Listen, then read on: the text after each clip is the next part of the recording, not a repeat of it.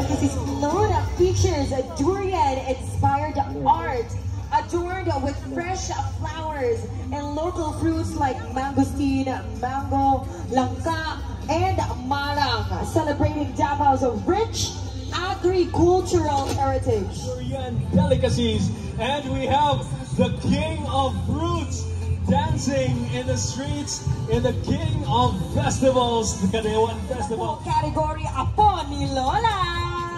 This is our first entry from the Dako category, and we still have more to go. So daghan pa kayo tag exciting mga makitaan, hindi lang from our floats but also from our contingents for the Indak-Indak sa Kadayawan.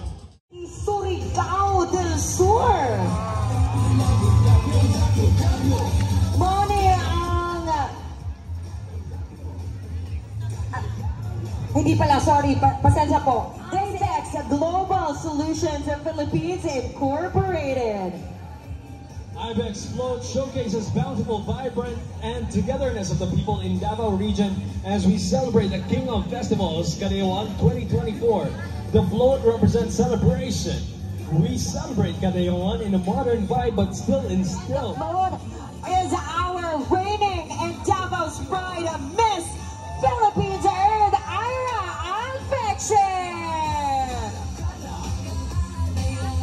We're rooting for you, Dai, para sa mga upcoming international pageant.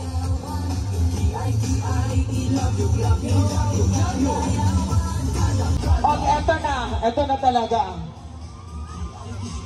They are ready. Presenting Davao's treasures, the Durian, king of fruits, the Waling-Waling, queen of flowers, the Philippine eagle, and Bayag that highlight Davaoenos' bountiful culture. The fruit proudly screams, I have reaped what I have sowed, as IPI continues to serve wellness to the Davao. Diba? Ang mga sakit-sakit sa kalawasan nato diha, pag manigulang na taga na lang ta sa efficacy. At di kayo ng tagline na lang gibutan no na trusted ginhawa sa effects ng stress at headache. O, kapala lang ka, kada matulog ikaw, kung kapag-plastic ko, kaya with their float entitled Dalangpanan sa Katauhan. Behold a grand homage to Davao City. DXI's dazzling float encapsulates Davao's vibrant spirit, honoring its people, wildlife, and icons such as Mount Apo, the Philippine Eagle, Global Holdings, BP. At siyempre kauban nila si Roel Divina. Justin Madura! Ayun! Isa na po sa itong pangutanon. Shot! Ano, di siya katuon na abi na joke lang daw siya na ikaw siya lang nakitaan karong adlawa. isa na po sa itong pangutanon. Nasa pag-ikan of duty din eh. Saan ka mo? Iyan ka dito, wala? Dream daw ni Elton, let's make his dream come to life. Gusto, inood bitaw, dream din ako ba yung Ronald McDonald sa Batang Kapoban. Seriously, McDonald's in partnership with Coca-Cola proudly presents its Kadayawan Festival Float, celebrating the vibrant floral and fruit abundance of Davao City. Kaway-kaway, Davaoenos of mga bisita sa atong float from McDonald's Philippines! Better together. Kasi gusto na ka manawag Elton, ha? Gusto na ko pulihan si Ronald. Or gusto na mo siya mag-am. Together with all of the 11 ethno-linguistic tribes of Davao City, with all of the Davaoenos, our tourists, our friends are from overseas. It's always better.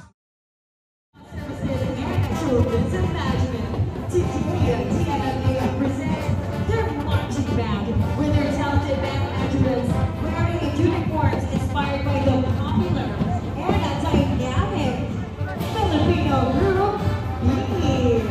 Just as Bee embodies excellence and creativity in the bebop scene, the institution is committed to nurturing future leaders in our nation and across the globe.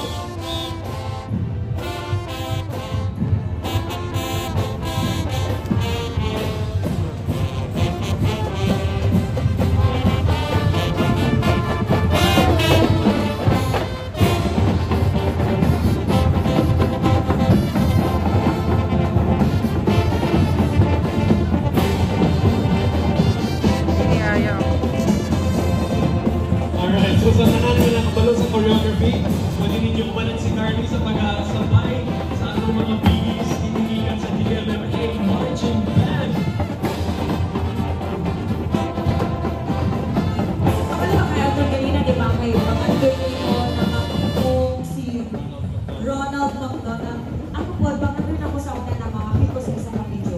Kaso lang, naman ko ito'y lahit na opportunity ba? So wala na lang ito naka-audition. Sige lang, Lay. Dili lang kami sa rin na yung